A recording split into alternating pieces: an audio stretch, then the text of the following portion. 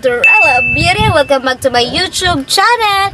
Ayan mga loves, ano nang ginawa ko sa mukha ko. Hulaan nyo kung ano nilagay ko sa mukha ko. Ito lang naman yung tinatanong nyo sa previous video ko mga loves. Ito ang wala iba kundi ang Worada sunscreen. Ayan, bago ko po siya i-discuss sa inyo ay, of course, don't forget to like, comment, share this video mga loves para updated po kayo lagi sa bago kong video na i-upload. Ayan, sa ating bagong subscriber dyan, hello, so hindi pa nakapag-subscribe, mag-subscribe ka na. So yun na nga mga loves. Ayan, tignan niyo, flash ko ito sa screen, mga nagko-comment tungkol sa Worada sunscreen. Ito na po sila.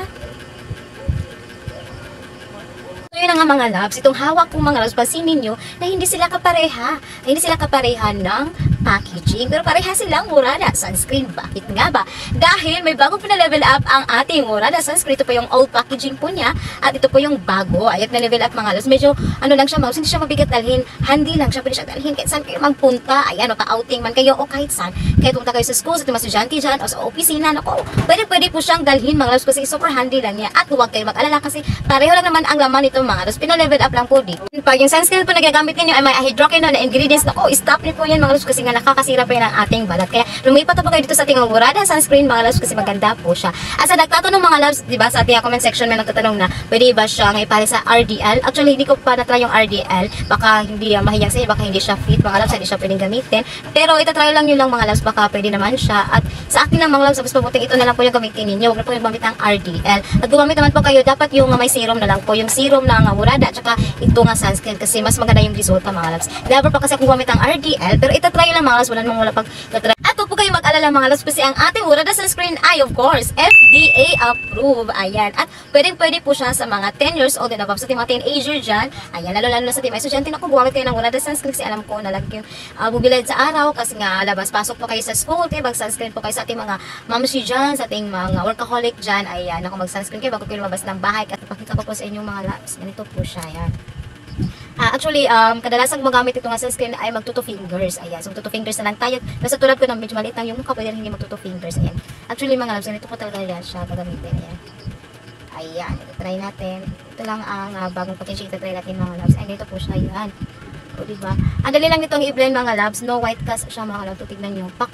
O, diba kung gaano po siya kaganda. Ayan, walang kupas talaga ang Worada sunscreen. Tignan nyo kung gaano siya kaganda mga loves. Ayun.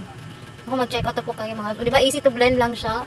At may niacinamide po itong mga loves. Ayan, napakaganda. Marami na pong gumagamit itong mga loves. At based po sa kanilang experience, ay nagandahan po talaga sila sa sunscreen na ito. Pero may iba naman po na hindi yan dito kasi nag-oil yung face nila. Pero, depende naman yun sa skin types mga loves. At marami din mga positive feedback na nagsasabi na dry yung pimples nila. Ayan.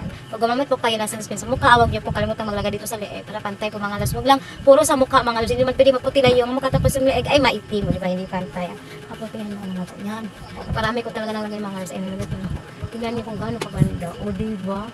Yung glowing. Kahit gabi mga loves, naglalagay po ko kasi ang ganda. Napagpagising sa umaga ay fresh na fresh. Ayan. Tingnan niyo kung gano'n po ang ating sunscreen. Ayan, isitong no white cast. Ayan. Tapos sa mga mag-check out mga loves, maglalagay po ko ng link dyan or tutorial. Just visit my TikTok shop at Just Sayanting or Miss Just at hanapin ang aking Worada sunscreen. Ayan, ito po siya mabibili sa legit na shop. Ayan. And bili na po ganito mga loves. Ito po yung bagong pinalevel up po nila na packaging. At ito po yung old mga loves. Pero pareho na po ang laman. Ulitin ko. Pareho na po ang laman nito mga loves. Pareho po silang may SPF 60PA+++. At lagi po kayo titahan nito sa araw. Ayan. Mag-check out na. Ayan. Thank you for watching mga loves. Sana po ay nasagot po ang mga katanungan po ninyo. Ayan. It's time to shout out. Bye. Thank you for watching. Bye.